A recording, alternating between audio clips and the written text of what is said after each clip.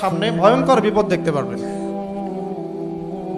এমন ভয়ঙ্কর সিচুয়েশন আসবে যেটা কল্পনাতেও নাই এই মানব জাতি। পৃথিবীর সৃষ্টি থেকে নিয়ে কিয়ামত পর্যন্ত একটা বিষয় খুব কমন, সেটা কি?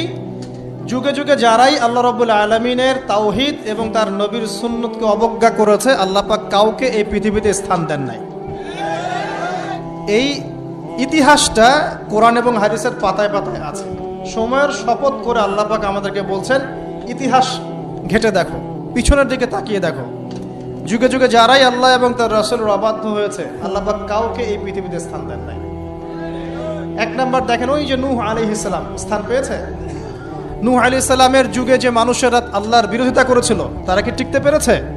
পারে নাই। মাত্র 40 বা 80টা পরিবার নাজাত পেয়েছে, বাকি সবাইকে আল্লাহ পাক ডুবিয়ে মেরেছে। পৃথিবীতে এখন আমরা যারা